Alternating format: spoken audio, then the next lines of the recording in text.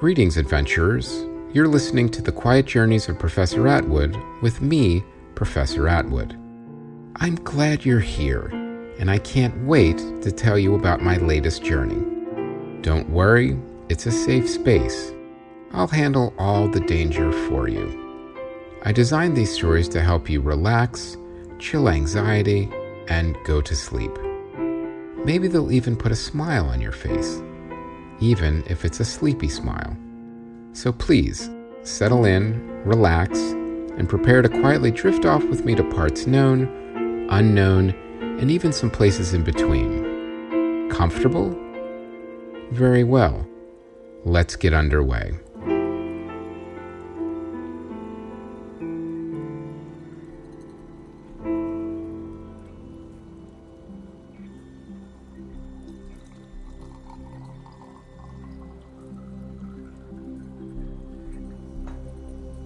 Good evening, adventurers. I hope you're doing well.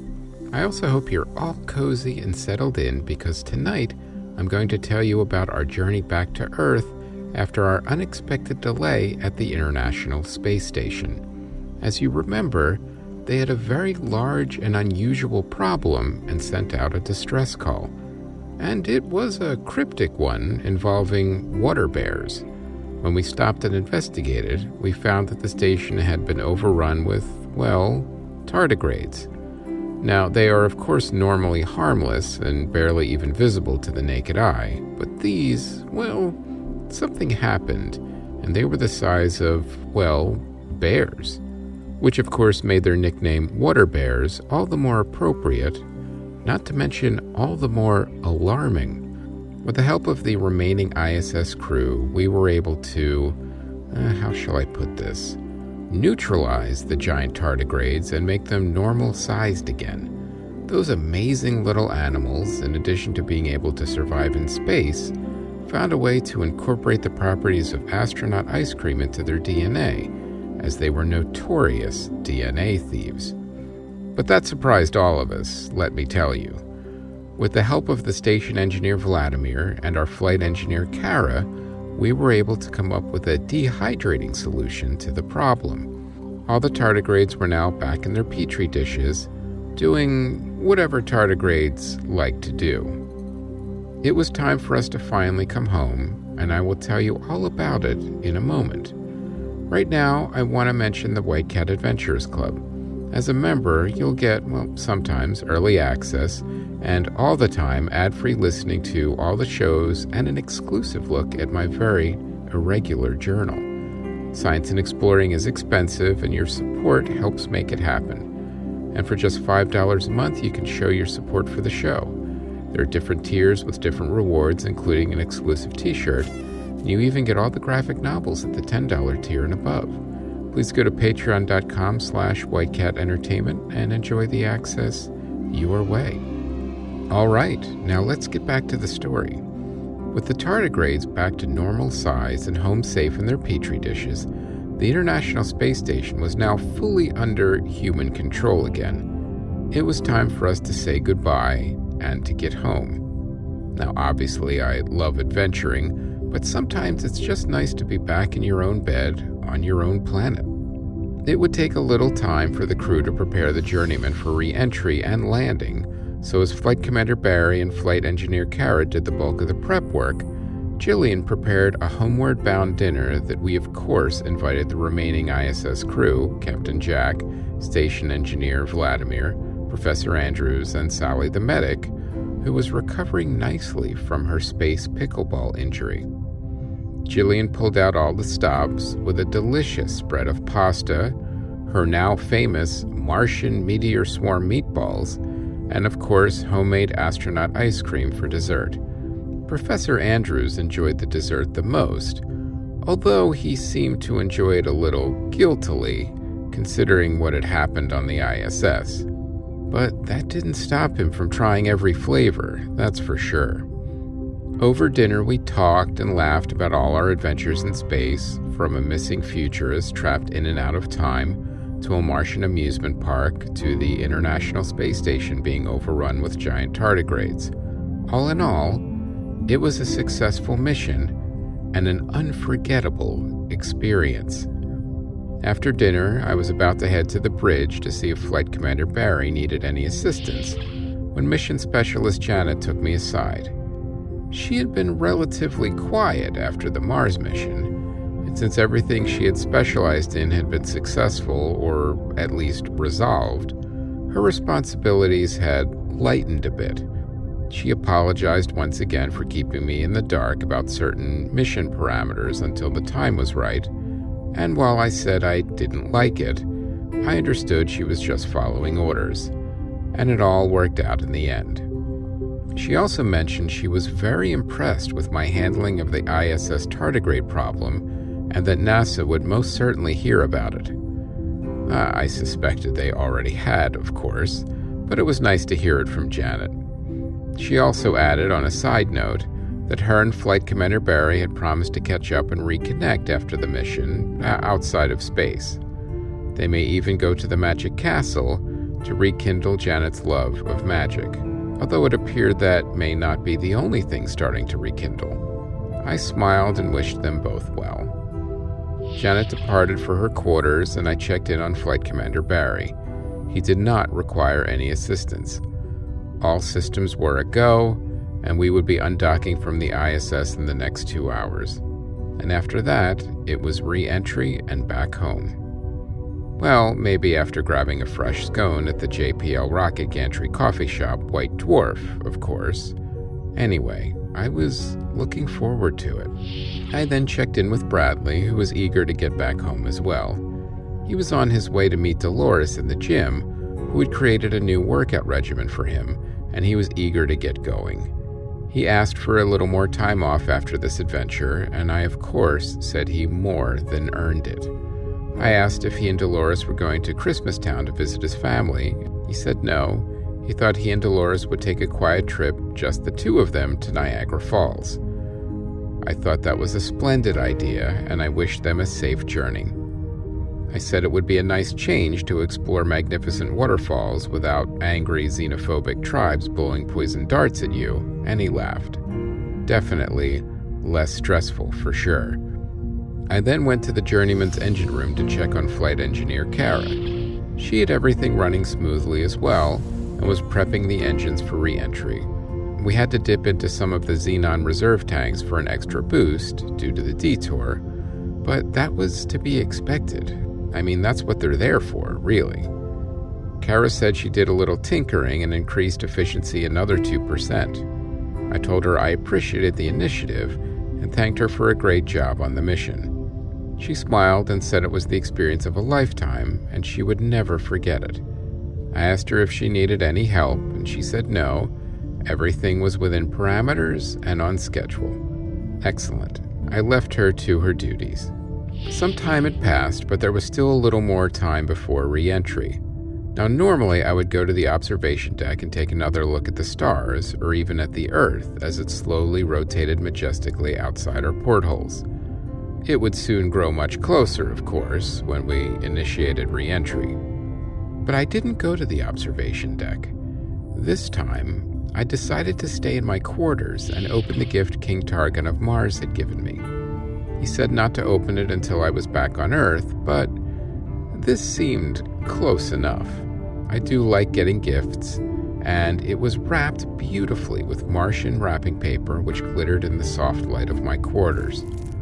I gently removed the wrapping paper and revealed a small square box with all different colors on it. Well, except for red, of course, as the Martians have a thing about red. Christmas on Mars being the exception. Anyway, I opened the box and took out the gift, which was a very unique and unusual Rubik's Cube. As I had mentioned before, the Martians loved Earth games and puzzles. They would often take a beloved puzzle or game and put a Martian spin on it. For instance, Chutes and Ladders became Probes and Landers, and Monopoly became, well, just Martian Monopoly, as they had a similar economic system as Earth, for better or for worse. Now, this Martian take on the Rubik's Cube was spectacular. The images on each cube moved, animated, and made sounds. The tiny squares would even light up and give hints if requested. I saw I could set the difficulty level so I could adjust how much help I would receive from the tiny squares themselves as I moved them around. It was definitely an upgraded version of the classic toy, but to give credit where credit is due, the Rubik's Cube was a remarkable toy invention in its own right, in multiple ways. You see, the Rubik's Cube is a 3D combination puzzle originally invented in 1974 by Hungarian sculptor and professor of architecture Erno Rubik. Originally called the Magic Cube, the puzzle was licensed by Rubik to be sold by Pentangle Puzzles in the UK in 1978, and then by Ideal Toy Corp in 1980.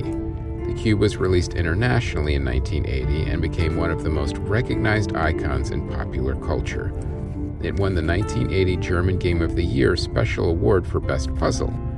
As of March 14, 2021, over 450 million cubes have been sold worldwide, making it the world's best-selling puzzle game and best-selling toy. The Rubik's Cube was inducted into the U.S. National Toy Hall of Fame in 2014. On the original classic Rubik's Cube, each of the 6 faces was covered by 9 stickers, each one of them 6 solid colors: white, red, blue, orange, green, and yellow. Some later versions of the cube have been updated to use colored plastic panels instead, which prevents peeling and fading, and possibly cheating. Since 1988, the arrangement of colors has been standardized with white opposite yellow, blue opposite green, and orange opposite red, and the red, white, and blue arranged clockwise in that order. On early cubes, the position of the colors varied from cube to cube. An internal pivot mechanism enables each face to turn independently, thus mixing up the colors. For the puzzle to be solved, each face must be returned to have only one color. Similar puzzles have now been produced with various numbers of sides, dimensions, and stickers, not all of them by Rubik. Although the Rubik's Cube reached its height of mainstream popularity in the 1980s, it is still widely known and used. Many speed cubers continue to practice it in similar puzzles and compete for the fastest times in various categories. Since 2003, the World Cube Association, or WCA, and yes, that exists, is the international governing body of the Rubik's Cube and has organized competitions worldwide and recognizes world records. Now, this is a bit of serendipity. In the mid-1970s, Erno Rubik worked at the Department of Interior Design at the Academy of Applied Arts and Crafts in Budapest. Although it is widely reported that the cube was built as a teaching tool to help his students understand 3D objects, his actual purpose was solving the structural problem of moving the parts independently without the entire mechanism falling apart. He did not realize that he had created a puzzle until the first time he scrambled his new cube and then tried to restore it. Oddly enough, you could say he hooked himself on his own puzzle that he wasn't trying to make. Rubik applied for a patent in Hungary for his Magic Cube on January 30th, 1975, and was granted one later that year. The first test batches of the Magic Cube were produced in late 1977 and released in Budapest toy shops. Magic Cube was held together with interlocking plastic pieces that prevented the puzzle from being easily pulled apart. With Erno Rubik's permission, businessman Tibor Lachzy took a cube to Germany's Nuremberg Toy Fair in February 1979 in an attempt to popularize it. It was noticed by Seven Towns founder Tom Kremer, and they signed a deal with Ideal Toys in September 1979 to release the Magic Cube worldwide. Ideal wanted at least a recognizable name to trademark, or at least a name that would become recognizable. That decision put Rubik in the spotlight because the Magic Cube was renamed after him in 1980. The puzzle made its international debut at the toy fairs of London, Paris, Nuremberg, and New York in January and February of 1980. After its initial debut, the progress of the cube towards the toy shop shelves of the West was briefly halted so that it could be manufactured to Western safety and packaging specifications, a lighter cube was produced, and Ideal decided to rename it. The Gordian Knot and Inca Gold were considered, but the company finally decided on Rubik's Cube, and the first batch was exported from Hungary in May 1980. After the first batches of Rubik's Cubes were released in May 1980, initial sales were modest, but Ideal began a television advertising campaign in the middle of the year, which it supplemented with newspaper advertisements. At the end of 1980, Rubik's Cube won a German Game of the Year Special Award and won similar awards for Best Toy in the UK, France, and the US. By 1981, Rubik's Cube had become a craze, and it is estimated that in the period from 1980 to 1983, around 200 million Rubik's Cubes were sold worldwide. In March 1981, a speed cubing championship organized by the Guinness Book of World Records was held in Munich, and a Rubik's Cube was depicted on the front cover of Scientific American that very same month. In June 1981, the Washington Post reported that Rubik's Cube is, quote, a puzzle that's moving like fast food right now, this year's hula hoop or bongo board. I don't really remember a bongo board. And by September 1981, new scientists noted that the cube had captivated the attention of children of ages 7 to 70 all over the world this summer. As most people could solve only one or two sides, numerous books were published, including David Singmaster's Notes on Rubik's Magic Cube, 1980, and Patrick Bossard's You Can Do the Cube, 1981. At one stage in 1981, 3 of the top 10 best-selling books in the U.S. were books on solving Rubik's Cube, and the best-selling book of 1981 overall was James G. Norris's The Simple Solution to Rubik's Cube, which sold over 6 million copies. This, of course, made Charles A. Weekly, the author of Master Your Etch-a-Sketch, absolutely furious, and he loudly complained about toy favoritism for decades after that to anyone who would listen, which was pretty much no one. Anyway, in 1981, the Museum of Modern Art in New York exhibited a Rubik's Cube, and at the 1982 World's Fair in Knoxville, Tennessee, a 6-foot cube was put on display. ABC Television even developed a cartoon show named Rubik the Amazing Cube. And yes, while I do remember it, let's just say it wasn't a Saturday morning cartoon that kids look forward to. I mean, not when there were giant purple gorillas and talking dune buggies to watch. In June 1982, the first Rubik's Cube World Championship took place in Budapest and would become the only competition recognized as official until the championship was revived in 2003.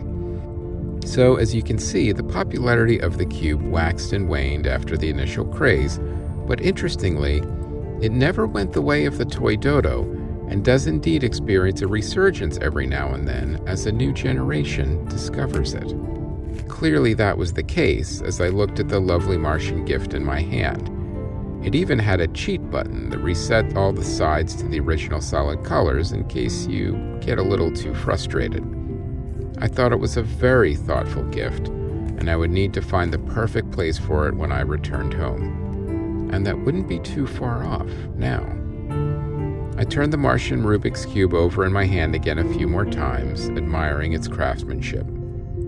I was lost in thought when Flight Commander Barry called and told me it was time to prepare for re-entry.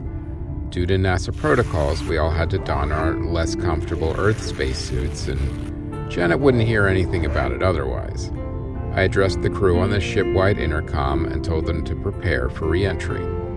Now, as I may have mentioned this before, the Journeyman was similar to the Space Shuttle in the regard that it could land like an airplane, even with a rotating gravity hull. It was a bit of a creative design, if I do say so myself. The rotating hull splits in half, like wings, and the entire crew is housed in the center of the ship with the rotating hull above us, obviously not rotating anymore. Then after re-entry, landing gear deploys, and we land at the Burbank Airport on a private runway only used for NASA missions and celebrities with their private jets. Well, someone has to pay for the runway.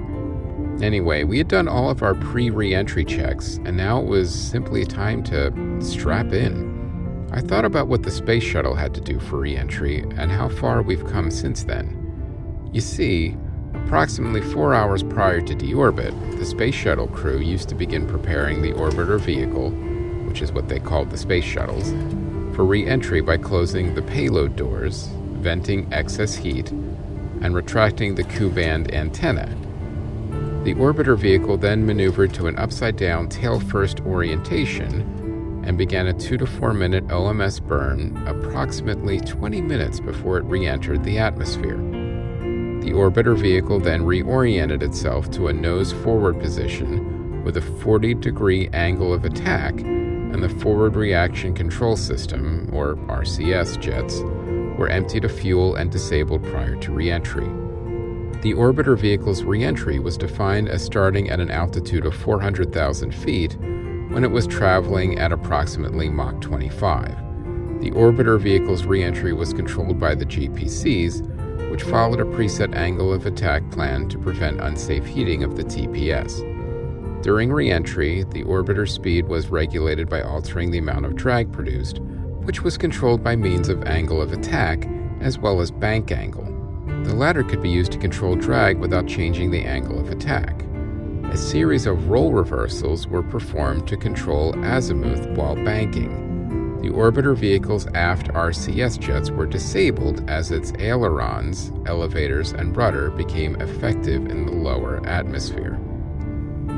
At an altitude of 150,000 feet, the orbiter vehicle opened its speed brake on the vertical stabilizer. At 8 minutes 44 seconds prior to landing, the crew deployed the air data probes and began lowering the angle of attack to 36 degrees. The orbiter's maximum glide ratio lift-to-drag ratio varied considerably with speed, ranging from 1.3 at hypersonic speeds to 4.9 at subsonic speeds. The orbiter vehicle flew to one of the two heading alignment cones, located 30 miles away from each other on the runway's center line, where it made its final turns to dissipate excess energy prior to its approach and landing. Once the orbiter vehicle was traveling subsonically, the crew took over manual control of the flight. Now, the approach and landing phase began when the orbiter vehicle was at an altitude of 10,000 feet. The orbiter followed either a -20 degree or -18 degree glide scope and descended at approximately 167 feet per second. The speed brake was used to keep a continuous speed, and crew would then initiate a pre-flare maneuver to a -1.5 degree glide scope at an altitude of 2,000 feet. The landing gear was deployed 10 seconds prior to touchdown when the orbiter was at an altitude of 300 feet. A final flare maneuver reduced the orbiter vehicle's descent ratio to 3 feet per second. After the landing gear touched down, the crew deployed a drag chute out of the vertical stabilizer and began wheel braking when the orbiter was traveling slower than 72 meters per second. After the orbiter's wheels stopped, the crew deactivated the flight components and prepared to exit, most likely after a couple of enthusiastic high fives. Interestingly, the primary space shuttle landing site was the shuttle landing facility at Kennedy Space Center, where 78 of the 133 successful landings occurred.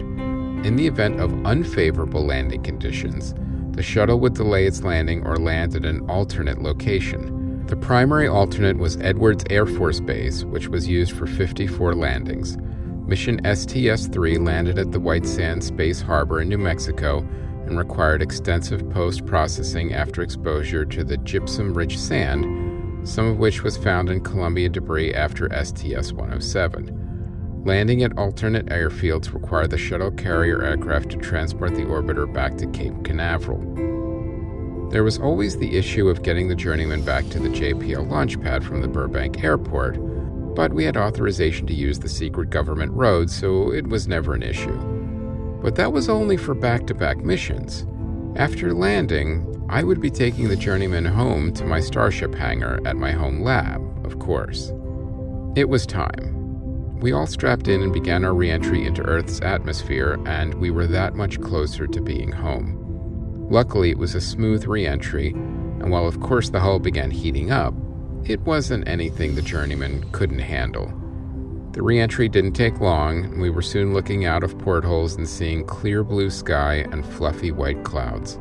We were in our own atmosphere again. The brightness of the blue sky warmed my spirit as I felt it welcoming me home. I thought briefly about my adventures in the Cloud City and wondered how the Cloud Council, Oxy J, and the rest of the Cloud people were doing. I would love to take another visit to their surface museum, but hopefully there weren't any willful chickens there anymore. Sure, I was happy to bring them back to the surface last time. Well, sort of. But I can't say I enjoyed the trip home with an airplane cockpit full of confused and disoriented chickens.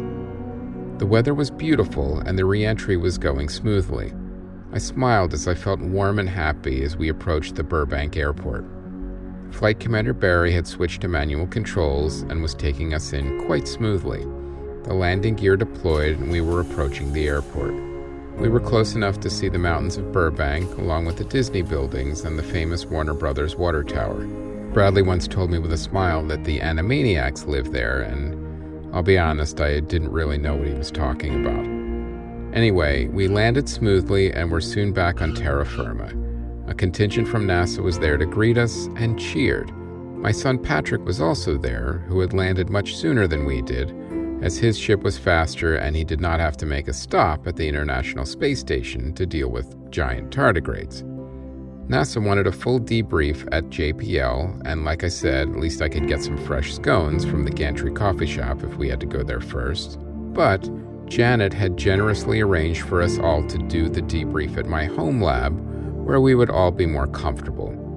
I was grateful for the change of venue and eager to get home. Janet also promised they would bring scones from the White Dwarf Gantry coffee shop, so that sweetened the deal as well. Janet said they would take it from there and make sure the journeyman was transported safely back to my hangar.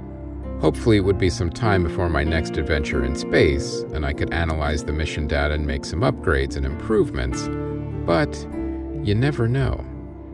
NASA had also provided us with a couple of private cars, and we all gladly piled into them on the way to my home lab. The crew would get first-class hotel accommodations, courtesy of NASA, including Bradley and Dolores, but I was happy just to be on my way home. Patrick said he would also stay in his old room next to the greenhouse, and it was great to have my son stay over at his childhood lab, of course. The truth is, on the way back home, I could barely keep my eyes open, but I wanted to spend more time with Patrick, telling him about what happened on the ISS. He couldn't believe it. Giant tardigrades and astronaut ice cream? Definitely unexpected. Even with LA traffic, we were home soon, and I couldn't wait to just shower and go to bed. But I also wanted to spend more time with my son Patrick, but he smiled and told me to get some sleep. We would catch up more in the morning. And after the NASA debrief, I could give the crew a proper thank you and goodbye as well. And I will tell you all about it next time. But before I end this evening's story, I want to talk to you about something. Travel and coming home. The thing about us humans is that as much as we look forward to going away, we look forward almost just as much to coming home. Why is that? I've often thought about it myself. It's because traveling and coming home do two very different things, opposite almost, and yet they work beautifully together.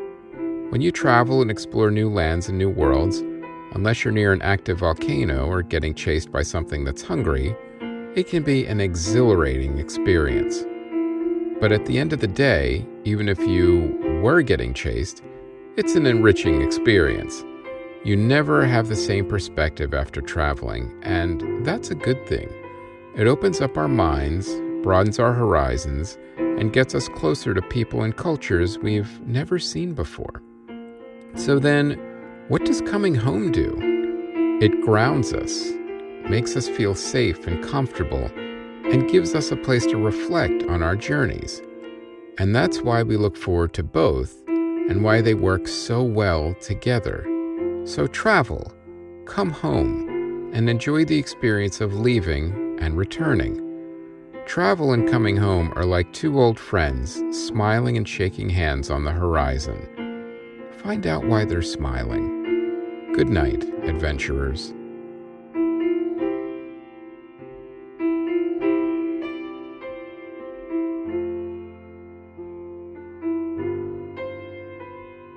The Quiet Journeys of Professor Atwood was created, written, and performed by Chris Mancini and produced by White Cat Entertainment. It is a work of fiction. Maybe. Music and sound design by Ron Tansky at rontanskymusic.com. For more info and merchandise, including t-shirts, mugs, and blankets, go to whitecatentertainment.com.